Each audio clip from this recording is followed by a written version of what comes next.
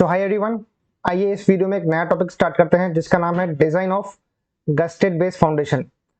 हम पहले इसका थोड़ा सा बेसिक डिस्कस करेंगे एंड इसके बाद इसका न्यूमेरिकल सॉल्व करेंगे। तो सबसे पहले गस्टेड बेस फाउंडेशन का मतलब क्या होता है। इसके पहले के लेक्चर्स में जैसे कि हमने डिस्कस किया था स्लैब बेस फाउंडेशन के बारे में, तो slab base foundation lightly loaded columns के लिए यूज होता है।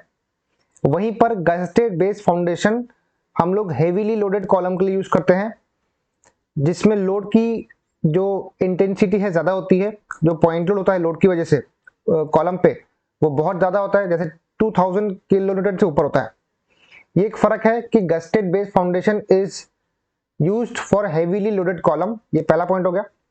दूसरा, इसमें हम लोग गसट प्लेट का इस्तेमाल करते हैं, गसट एंगल्स का इस्तेमाल करते हैं, हेवी एंगल्स का इस्तेमाल करते हैं ताकि लोड को ट्रांसफर किया जाए कॉलम से कनेक्शंस पे एंड कनेक्शन से बेस प्लेट पे। तो बेसिकली इसमें हमको बेस प्लेट ही डिजाइन करनी है, पर हमको गसट प्लेट्स का इस्तेमाल करना है। तो हर न्यूमेरिकल में याद रखना, मैं इसमें 16 mm की गसट प्लेट हमेशा यूज करूंगा एंड गसट एंगल का साइज हमेशा मेरा रहेगा 150 बाय 115 इंटू 15 मिलीमीटर का। ठीक है, ये आपको नोट प्रॉपर्ली लिख के रखना है आपके कॉपी के टॉप पे कि गसट प्लेट का थिकनेस इसमें 16 mm का रहेगा, गसट एंगल का थिकनेस 150 बाय 115 बाय 15 का रहेगा। ये स्टैंडर्ड है। ठीक है, तो आइए स्टार्ट करते हैं क्वेश्चन। सो क्या लिखा है, design a gazetted base foundation for a column ISMB 350। तो आपके सामने एक कॉलम है ISMB 350 का। ISMB 350 बोल दिया हमने, इसका मतलब उसका ओवरऑल डेप्थ कितना है, उसका ओवरऑल डेप्थ है 350 mm का।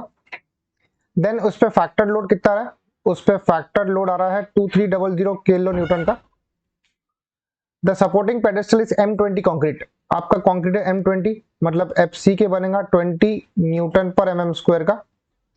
सेफ बेयरिंग कैपेसिटी है सॉइल की 200 है, इट इज 200 किलो पास्कल, मतलब किलो न्यूटन पर मीटर स्क्वायर की SBC है। ठीक है, आइए इसका पहले फिगर ड्रॉ कर लेते हैं कि ये दिखता कैसा है।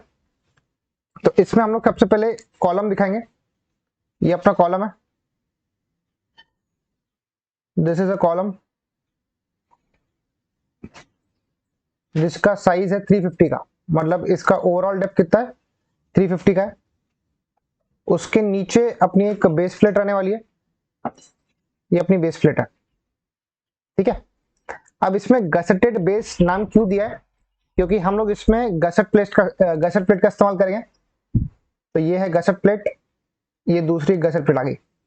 गसट प्लेट का थिकनेस मैंने आपको क्या बोला, वो आपको 16 मिलीमीटर अज्यूम करना है हर क्वेश्चन में। उसके बाद हम लोग एंगल्स का भी इस्तेमाल करेंगे। तो दीज आर द एंगल्स, ये है इसके एंगल्स। एंगल का भी स्टैंडर्ड साइज कितना है 150, ये है 150 बाय 115 बाय 15 मिलीमीटर का। ठीक है, सेम राइट साइड से उतना ही है। अब ये अपनी बेस प्लेट की लेंथ बन जाएगी L, this is the length of the base plate. ठीक है, यहां से कितना है 115 है। ऑलराइट, तो ये इसका फिगर बनने वाला है एंड इस पे हम लोग बोल्ट्स का भी इस्तेमाल करने वाले हैं। और हाल फिलहाल बेसिक स्ट्रक्चर आपको ऐसे दिखने वाला है। तो ये आपकी गसट प्लेट है एंड ये आपके एंगल्स है। ऑलराइट, चलिए अब पहले स्टेप में इसके सबसे पहला स्टेप है इसका, we will find length of the base plate. हम सबसे पहले बेस प्लेट का लेंथ निकाल लेंगे, जिसको हम बोलेंगे L। अब ध्यान से देखना यहां पर कि सबसे पहले बीच का जो हिस्सा है, ये बीच का हिस्सा 350 mm का है, मतलब जो कॉलम है वो 350 मिलीमीटर का है।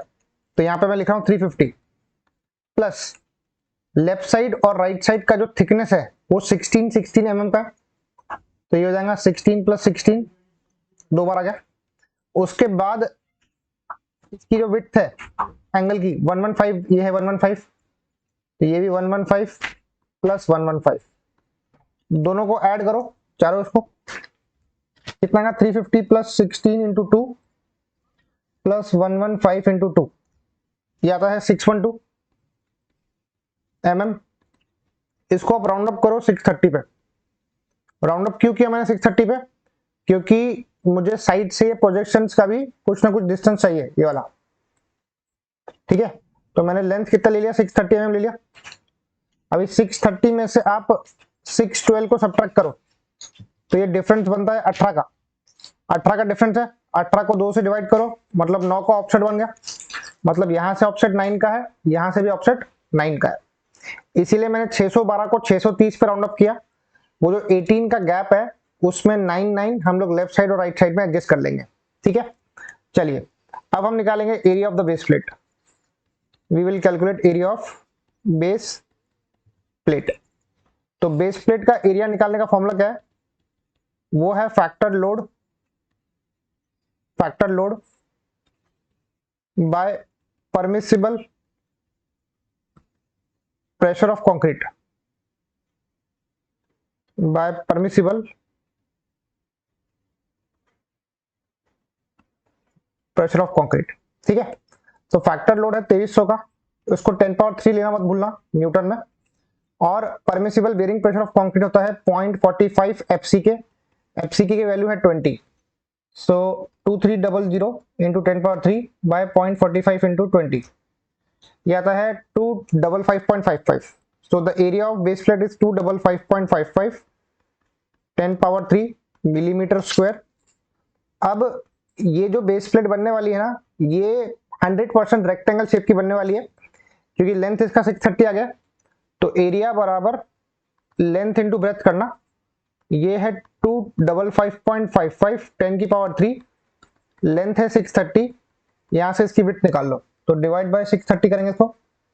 सो दिस बिकम्स 405.64 मिलीमीटर, जिसको कि मैं राउंड अप कर लूंगा 410 मिलीमीटर पे, ठीक है। So we will provide the base plate of size 630 into 410। So we will provide base plate of size 630 into 410 millimetre. Alright, चलिए यहां तक क्लियर है।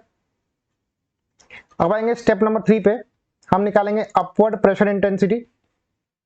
अपवर्ड प्रेशर इंटेंसिटी मतलब आपकी जो बेस प्लेट है वो कंक्रीट पे रेस्ट कर रही है, तो उसकी वजह से जो भी अपवर्ड प्रेशर आएगा वो निकाल लेंगे, जिसको कि हम बोलते हैं स्मॉल डब्ल्यू। तो ये होता है factor load divided by area of plate provided. हमने जो भी प्लेट का साइज दिया है उस हिसाब से एरिया निकालेंगे। तो फैक्टर लोड है 2300 का 10 पावर 3, एरिया कितनी है 630 बाय 410 मिलीमीटर। तो ये कितना आता है 2300 इंटू 10 पावर 3, 630 इंटू 410, ये आता है 8.9 न्यूटन पर mm square. This is 8.9. So the upward pressure intensity is small w, which is 8.9 Newton पर मिलीमीटर स्क्वायर, ये आएगा अपना स्मॉल w। अब चौथे स्टेप में आप निकालेंगे factored bending moment calculation. Sorry, हम निकालेंगे अभी thickness of the base plate. याद रखना बेस प्लेट जो हमने स्लैब बेस पे किया था उसका थिकनेस हम लोग अलग तरीके से निकालते थे, उसका हमारे पास डायरेक्ट फॉर्मूला अवेलेबल था कोड में से, पर इसमें कोई फॉर्मूला अवेलेबल नहीं है। यहाँ पे आपको बेसिक प्रिंसिपल अप्लाई करने पड़ेंगे। सो थिकनेस ऑफ बेस प्लेट। अब कंसेप्ट ऐसा है कि आप सबसे पहले यहाँ पे एक कॉलम ड्रॉ करो, नीचे में एक बेस प्लेट है हमारी, this is our column, this is the gusset plate of thickness 16 millimetre. बाजू में यहाँ पे एक एंगल दिया हुआ है ऐसा, ये एक एंगल है ऐसा। ऑलराइट, अब नीचे से जो प्रेशर आ रहा है कंक्रीट की वजह से इस प्लेट पे, इससे आपका सिस्टम बेंड होना स्टार्ट होगा। तो आपका जो सिस्टम है ना वो यहां से बेंड होगा। देखो ये मैं सेक्शन मार्क कर रहा हूं, यहां पे एक दूसरा सेक्शन मार्क कर रहा हूं, तो ये सेक्शन कुछ इस तरीके से बेंड होने वाला है ऐसा। It will bend in this fashion, और जो बीच का हिस्सा है वो कुछ ऐसा ऊपर की ओर बेंड होने वाला है, it will bend in this fashion. ठीक है, मतलब जो लेफ्ट और राइट वाला हिस्सा है वो कैंटिलीवर की तरह बिहेव कर रहा है, और जो बीच वाला हिस्सा है ये वाला सेंटर वाला, वो बीम की तरह बिहेव कर रहा है, वो ऊपर की ओर बेंड कर रहा है, ये भी ऊपर की ओर बेंड कर रहा है। सो लेट अस से इसको मैं सेक्शन नंबर 1 बोल देता हूं, इसको मैं सेक्शन नंबर 2 बोल देता हूं। तो याद रखना लेफ्ट और राइट वाला हिस्सा कैंटिलीवर की तरह बिहेव कर रहा है, मतलब इसमें मोमेंट निकालने के लिए मैं कैंटिलीवर के फॉर्मूला यूज करने वाला हूं। एंड जो बीच वाला हिस्सा है वो सिंपल सपोर्टेड बीम की तरह बिहेव करेगा, तो वहां पर मैं वो फॉर्मूला यूज करूंगा। तो सबसे पहले आप क्या करो, सेक्शन नंबर 1 के लिए एक विड्थ निकाल लो, मतलब यहां से लेकर यहां तक का डिस्टेंस निकाल लो। वो कैसे निकालेंगे, देखो हमको पता है ये 9 है और ये 115 है, मुझे डिस्टेंस चाहिए ये वाला, आई वांट दिस डिस्टेंस। तो 115 प्लस 9 कितना होता है, ये एक काम करो, ये 115 में से थिकनेस को घटा दो, ये थिकनेस है 15 की, ये मुझे नहीं चाहिए।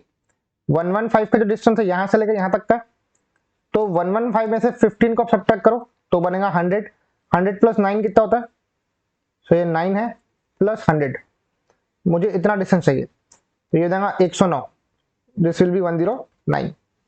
सिमिलरली आप राइट साइड से भी आप अगर आप डिस्टेंस वर्कआउट करते हो तो आपको 109 ही मिलने वाला। You can work out this distance, ये डिस्टेंस निकालेंगे, तो ये 15 है, ये पूरा 115 है, तो 115 में से 15 गया, ये बचेगा 100, 100 प्लस 9 ये बनेगा 109। मतलब लेफ्ट साइड और राइट साइड का जो प्रोजेक्शन रहेगा वो सेम रहेगा। अब आप निकालेंगे सेक्शन नंबर 1 पे मोमेंट, तो ये डिस्टेंस बन रहा है 109 mm का। सो मोमेंट अबाउट सेक्शन नंबर 1 हम लोग कैंटिलीवर में फॉर्मूला यूज करते हैं WL²/2। यहाँ पे W जो लोडिंग है वो प्रेशर के फॉर्म में है, 8.9 है, तो स्मॉल w बोलेंगे और ऑफसेट को a बोल देते हैं यहाँ पर, तो a का स्क्वायर बाय 2। पूरा कैलकुलेशन पर mm विड्थ के हिसाब से हो रहा है, तो M11 निकालेंगे, स्मॉल w है 8.9, a है 109 का स्क्वायर अपॉन 2, 8.9 इंटू 109 का square bye 2, so this is 52.87 10 power 3, ये आता है 52.87 10 पावर 3 न्यूटन मिलीमीटर बनेगा ये। This is the section about section number 1 अब सेक्शन नंबर 1 और 2 ये सेम ही है, मतलब दोनों पे मोमेंट क्या रहेगा, सेम रहेगा। अब मैं सेक्शन मार्क कर रहा हूँ 3 मतलब सेंटर वाला, ठीक है। So I will calculate the moment about section number 2 also. अब याद रखना जो बीच का हिस्सा है वो बीम की तरह ऐसा बेंड हो रहा है ऊपर की ओर, ठीक है, पर कुछ जो पोर्शन है वो ऊपर भी बेंड हो चुका है यहाँ पर ऐसा कैंटिलीवर, ये वाला हिस्सा। तो आप सबसे पहले क्या करो, आपको पता है टोटल लेंथ कितना है, सी यहां मैं मार्क कर रहा हूं, आपको पता है टोटल लेंथ कितना है, L है। अब L में से ये हिस्सा मैंने A ले लिया, ये हिस्सा मैंने A ले लिया, तो बचा कितना, मैं इसको दूसरे पेन से दिखा देता हूं। जो बीच का हिस्सा ये वाला यहां से लेकर यहां तक वो बचेगा L माइनस 2A, मतलब टोटल L है उसमें से A और A घटाया तो बचेगा L माइनस 2A। सो बीच का हिस्सा बनता है L माइनस 2A का, यहां से लेकर यहां तक का डिस्टेंस जाएगा L माइनस 2A, इतना डिस्टेंस। तो इसका फॉर्मूला कैसे बनेगा, सी जैसे बीम का बेंडिंग मोमेंट निकालने का फॉर्मूला क्या है, WL²/8 है, तो ये W इसका लेंथ कितना है, इसका बीच का लेंथ कितना है, L माइनस 2A है, तो यहाँ L माइनस 2A का स्क्वायर बाय 8 माइनस माइनस उसमें से ये जो कैंटिलीवर का जो मोमेंट है उसको आप सब्ट्रैक्ट कर लो, तो वो है WA²/8, सॉरी WA²/2 है वो, इट इज WA²/2। तो ये सिंपली सपोर्टेड का मोमेंट माइनस कैंटिलीवर का मोमेंट सब्ट्रैक्ट करना पड़ेगा, क्यों, क्योंकि यहाँ पे सेक्शन नंबर 2 पे इसका जो ये डिफ्लेक्शन वाला हिस्सा है, ये वाला जितना बेंड हुआ है वो थोड़ा कम बेंड होगा बिकॉज कैंटिलीवर बेंड हो चुका है, तो इसलिए हम लोग यहाँ पे सब्ट्रैक्ट करेंगे। अब आप मोमेंट निकालेंगे सेक्शन नंबर 2 पे, W है 8.9, L है 630, 2A है 109 का square bye 8 minus 8.9 into A है 109 का square bye 2. I will get section 2 moment. So this is 8.9 into L minus 2A, मतलब 630 minus 2 into 109 का स्क्वायर बाय 8 माइनस 8.9 इंटू 109 का स्क्वायर बाय 2. ये आता है 135.96. Yes, it is 135.96 10 power 3 Newton millimetre. ये है सेक्शन नंबर 2 का मोमेंट. ठीक है, अब दोनों मोमेंट निकालने के बाद आप निकालेंगे रेजिस्टिंग मोमेंट, मतलब moment of resistance. So moment of resistance क्या होता है? वो होता है सिग्मा इंटू जेड. सिग्मा मतलब होता है एफ वाई और ये जेड. मोमेंट ऑफ रेजिस्टेंस को एम बोला मैंने. एफ वाई की वैल्यू होती है 250 और जेड रेक्टेंगल के लिए जेड क्या होता है? बी डी स्क्वायर बाय 6 होता है. तो यहाँ पे बी को बोलेंगे हम लोग small B T square by 6, क्योंकि थिकनेस ऑफ बेस प्लेट क्या है? टी है. तो ये बनेगा 250. हम लोग इसमें विड्थ पकड़ रहे हैं 1 mm का, मतलब पूरा कैलकुलेशन 1 mm के हिसाब से चल रहा है. तो ये 1 हो जाएगा इंटू टी स्क्वायर बाय 6. ये मिल गया अपना moment of resistance. This is your moment of resistance. अब इस थिकनेस को निकालने के लिए आपको टी निकालना है ना, तो आप क्या करो, सेक्शन नंबर 11 सेक्शन नंबर 22 इन दोनों के साथ मोमेंट ऑफ रेजिस्टेंस को इक्वेट कर दो. तो पहले आप M11 को MR के साथ इक्वेट करो. आपका M11 कितना है? आपका M11 है 52.87 10 पावर 3 इक्वल टू ये है 250 इंटू वैल्यू क्या थी 1 इंटू टी का स्क्वायर बाय 6. तो 52.87 10 power 3 alpha equal to 250 into T square by 6. Shift solve equal to करेंगे. यहां से थिकनेस इसकी कितनी मिलती है? ये मिलती है 35 तो इसका थिकनेस कितना आता है? 35.62 मिलीमीटर का. ये मिली पहली थिकनेस. अब आप सेक्शन 22 का जो मोमेंट है उसको एमआर के साथ इक्वेट करो. तो इसका मोमेंट क्या था 22 का? 135.96 था.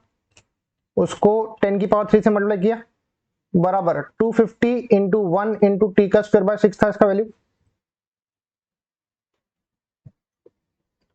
135.96 शिफ्ट सॉल्व इक्वल टू यहां से थिकनेस मिल जाएगा अपने को टी. ये आ रहा है 57.12 मिलीमीटर. आप चूज करेंगे दोनों में से maximum. We will choose maximum of above. तो दोनों में से बड़ी वैल्यू कौन सी है? 57.12 बड़ा है. इसको आप 60 mm पे राउंड अप कर सकते हो. So the thickness of the base plate in gusset base foundation is coming out to be 60 millimetre की. तो यहां पर आपका पहला पार्ट पूरा हो गया जिसमें हम लोगों ने थिकनेस निकाल ली. किसकी? बेस प्लेट की. तो बेस प्लेट का थिकनेस आ रहा है 60 mm का. इतना ज्यादा थिकनेस क्यों आ रहा है? क्योंकि यहां पर लोड बहुत ज्यादा आ रहा है. लोड आ रहा है 2300 किलो न्यूटन का. तो यहां पर we have completed the first part of the question, that is design of base plate. अब आएंगे पार्ट 2 पे. वो पार्ट 2 बहुत सिंपल है. पार्ट 2 जैसे हम लोगों ने स्लैब बेस किया था सादा वाला, वही रहेगा same. So design of concrete pedestal. Now we have to design concrete pedestal. सबसे पहला आएगा लोडिंग कैलकुलेशंस. अब लोड फ्रॉम कॉलम निकाल लो. वो था 2300 किलो न्यूटन का. दूसरा सेल्फ वेट ऑफ पेडेस्टल, वो हम लेंगे 10% ऑफ लोड फ्रॉम कॉलम. तो कॉलम का लोड है 2300 का. तो यह देगा 230 किलो न्यूटन का. यहां से टोटल लोड आप निकाल लो. 2300 प्लस 230 करेंगे, जाता है 2530 किलो न्यूटन. अब आप निकालेंगे एरिया ऑफ कंक्रीट पेडेस्टल. वो होता है total load bye SBC of soil. ये आपको पता है क्योंकि हमने ये ऑलरेडी डिस्कस कर लिया था. इसका टोटल लोड कितना है? 2530 है. और एसबीसी कितनी है, यहाँ पे एसबीसी आपको लेनी पड़ेगी अल्टीमेट। अल्टीमेट क्यों, क्योंकि आपका जो लोड है वो फैक्टर लोड है, ठीक है। तो एसबीसी आपको कितनी दी हुई है, वो दी हुई है 200 की। तो यहाँ पे आपको 200 को 1.5 से मल्टीप्लाई करना कंपलसरी है। तो 2530 अपॉन 200 इंटू 1.5 करेंगे, ये आती है 8.43 मीटर स्क्वायर का एरिया। अब हम क्या करेंगे, यहां से इसका डायमेंशन वर्कआउट करेंगे। तो अगर आपका प्लेट रेक्टेंगल है तो आपका कंक्रीट पेडेस्टल भी रेक्टेंगल बनेगा, that is L by B. So सबसे पहले ये इसका लेंथ है एंड ये पेडेस्टल का विड्थ है। अंदर में प्लेट है वाली, प्लेट का बड़ा वाला डायमेंशन क्या था, वो था 630 का, मतलब 0.63 मीटर था ना जो प्लेट थी अंदर की। तो प्लेट का लेंथ क्या था, 630 था, यह निकाला था हम लोगों ने। विड्थ कितना है, 410 है। तो 410 को मीटर में ले लो 0.41, यहां से L निकालेंगे। हम लोग इसमें ऑफसेट अज्यूम करेंगे चारों साइड से x x x x। तो यहां पर L की वैल्यू कितनी आ रही है, L बनता है बीच का है 0.63, लेफ्ट साइड से x है, राइट साइड से x है, तो बनेगा 0.63 प्लस 2x। ब्रेड्थ कितना है, वो है 0.41 प्लस 2x। एरिया कितनी बनी है, एरिया बन रही है 8.43। याद रखना 630 मिलीमीटर को मैंने मीटर में कन्वर्ट क्यों किया हूं, बिकॉज आपकी एरिया मीटर स्क्वायर में आ रही है। सो एरिया है 8.43 बराबर L कितना है 0.63 plus 2x into 0.41 plus 2x। इसको सॉल्व करेंगे और x वर्कआउट करेंगे यहां से मीटर में। So 8.43 equal to 0.63 plus 2x 0.41 plus 2x। Shift solve equal to, यहां से x कितना रहा, x आता है 1.19 मीटर, वहां से L मिल जाएगा 0.63 प्लस 2x, x है 1.19, तो 0.63 प्लस 2 इंटू 1.19, ये बनेगा 3.01 मीटर। नेक्स्ट ब्रेड्थ कितना है 0.41 प्लस 2 इंटू 1.19 है, तो 0.41 plus 2 into 1.19 which is 2.79 metre. तो यहाँ पे हम लोगों ने कंक्रीट पेडेस्टल का साइज भी निकाल लिया। अब लास्ट स्टेप में मैं निकालूंगा depth of concrete pedestal. Depth of pedestal assume करेंगे 45 डिग्री का एंगल ऑफ डिस्पर्जन।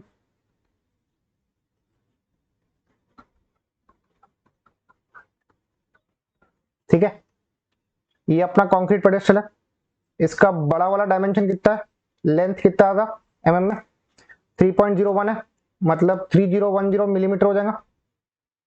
और बड़ा वाला इसका लेंथ कितना है प्लेट का, वो है 630 का। आप क्या करना 3010 में से 630 को पहले सब्ट्रैक्ट करना, जो भी आंसर आएगा वो आ रहा है 2380, उसको डिवाइड बाय 2 कर दो तो आएगा 1190। तो 1190 यहाँ का ऑप्शन है 1190, यहाँ का ऑप्शन कितना हो जाएगा 1190। क्या किया मैंने, सुन लो वापस से, 3010 माइनस 630 किया, उसका हाफ यहाँ दिया और यहाँ दिया। हाफ मैंने क्यों किया, दोनों साइड सिमेट्रिकल है।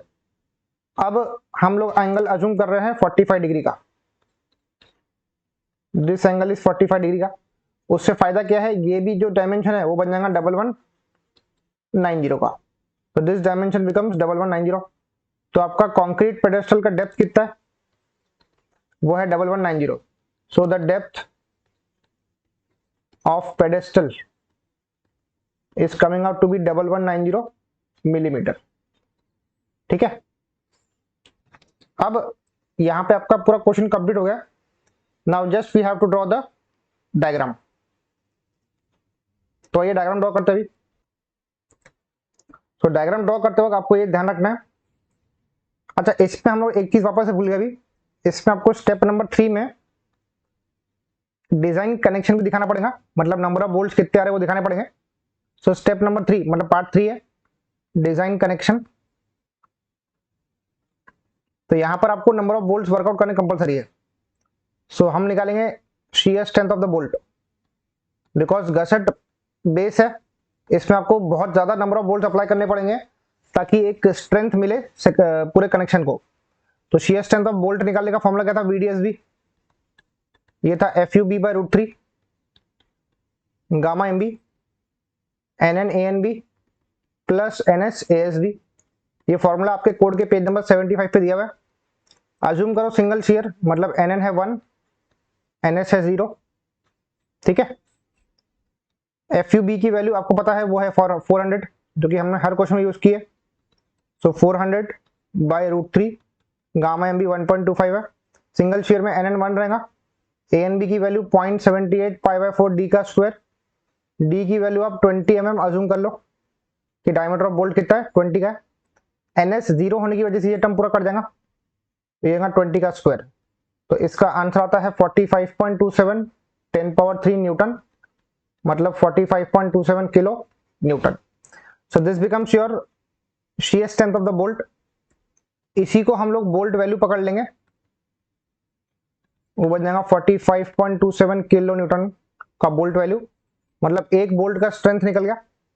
अब नंबर ऑफ बोल्ट निकालने के लिए ऐसा अज्यूम करेंगे हम लोग, वी विल अज्यूम, एक स्टेटमेंट डालेंगे यहां पर, 50% of the load, 50% of the load is transmitted through, 50% of the load is transmitted through direct contact,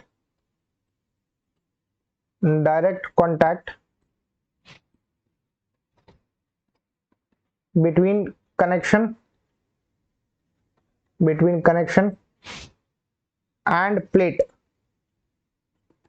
and base plate, ठीक है। मतलब ये अपनी बेस प्लेट है, सॉरी ये अपना कॉलम है, नीचे में अपनी बेस प्लेट है। हम लोग ऐसा अज्यूम कर रहे हैं कि 50% जो लोड है वो कनेक्शंस के थ्रू बेस प्लेट पे आ रहा है, मतलब 50% लोड कॉलम के थ्रू आ रहा है एंड 50% लोड कनेक्शन के थ्रू आ रहा है। तो 50 का आधा 25, मतलब PU/2, सॉरी PU/4, और यहां से भी PU/4, मतलब 25% का जो लोड है वो कनेक्शंस के थ्रू ट्रांसफर हो रहा है। 25 + 25 50% होता है, तो 1/4 जो लोड है वो कनेक्शंस के थ्रू बेस प्लेट पे आ रहा है, ऐसा अपना असम्पशन है। तो नंबर ऑफ बोल्ट्स कैसे निकालेंगे हम लोग, number of bolts will be, factor load हम लोग यहाँ पे पूरा नहीं लेंगे, हम लोग लेंगे PU/4, PU/4 divided by bolt value, ठीक है। तो PU/4 क्यों लिया, क्योंकि हम लोगों ने अज्यूम किया है कि 50% लोड ट्रांसमिट होगा through the direct contact between connection and base plate. तो 1/4 लोड यहां से ट्रांसफर हो रहा है, 1/4 लोड यहां से ट्रांसफर हो रहा है, तो PU/4 2300/4 करेंगे, और बोल्ट वैल्यू कितनी है अपनी, वो है 45.27। तो ये वैल्यू बनता है 12.7। इसको हम राउंड अप करेंगे, 13 पे राउंड अप नहीं करना, इसको आपको इवन नंबर पे राउंड अप करना है, वो बनेगा 14। So the number of bolts required for this complete assembly is 14। अब इसका फिगर ड्रॉ कर लेंगे हम लोग, इसके टोटल 3 फिगर बनने वाले हैं पर। ये अपना पेडेस्टल है, सॉरी ये अपना कॉलम है, नीचे में एक बेस प्लेट है एंड उसके नीचे में कंक्रीट पेडेस्टल है।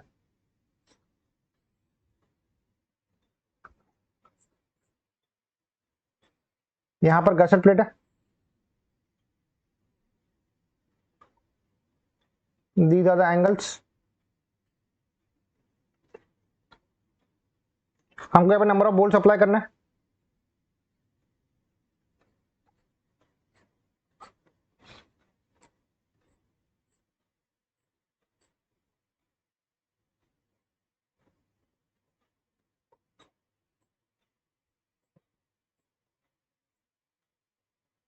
these are the bolts।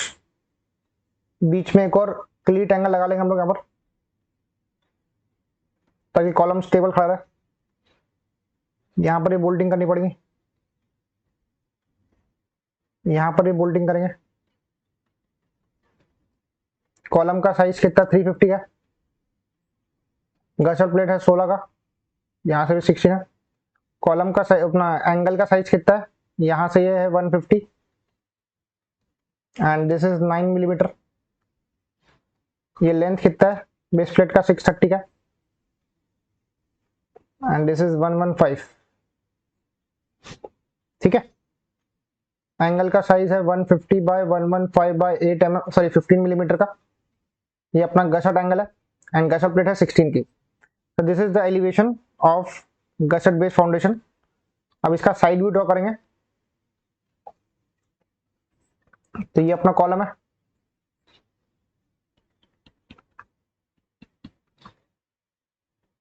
Now this is the side view.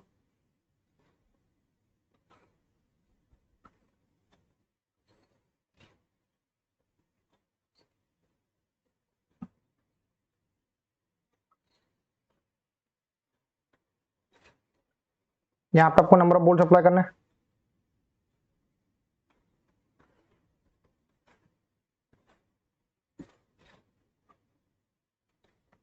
Total 14 bolt है अपने पास। तो यहाँ पे नंबर ऑफ बोल्ट दिखा दो, 14 एक साइड में है, 14 एक साइड में है, नंबर ऑफ बोल्ट्स।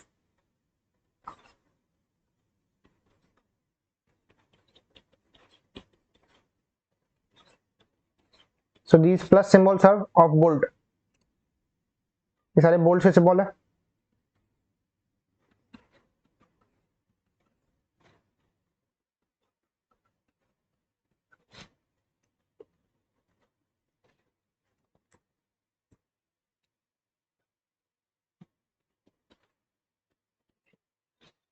नेक्स्ट नीचे में इसके कंक्रीट पेडेस्टल आएगा ऐसा।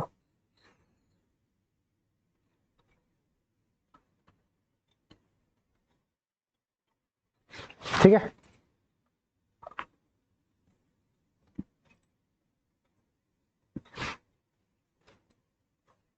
सो this is the side view. अगर ये आपने नहीं ड्रॉ किया तो भी चलता है, पर ये एलिवेशन ड्रॉ करना जरूरी है एंड इसके नीचे का प्लान भी कंपलसरी ड्रॉ करना। तो वो भी मैं ड्रॉ कर लेता हूँ। जैसे अपना प्लान कैसे बनेगा, this is the plan view. ये अपना पेडेस्टल 3010 का है एंड लेंथ कितना है, इसका ब्रेथ कितना है, इसका ब्रेथ है 2790 का।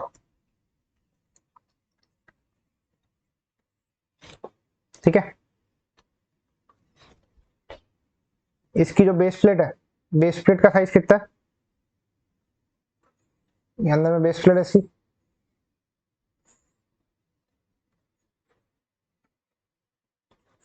This is 630 bye 410 millimetre.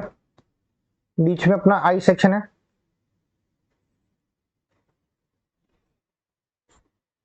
This is the I section.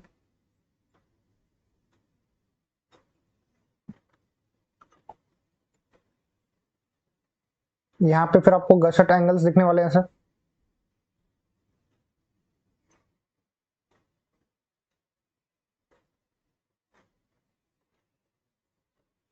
इसको आपको वर्टिकल ड्रॉ करना है, ये इंक्लाइन नहीं है, दीज आर वर्टिकल।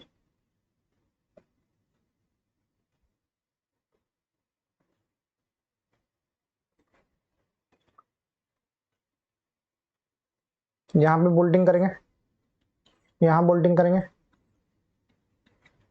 नेक्स्ट फिर आपको यहाँ बोल्ट शो करना है।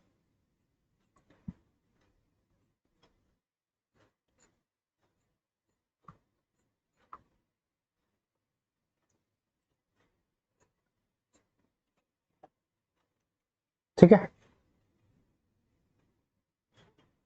so these are 4 high strength friction grip bolts of 20 mm diameter।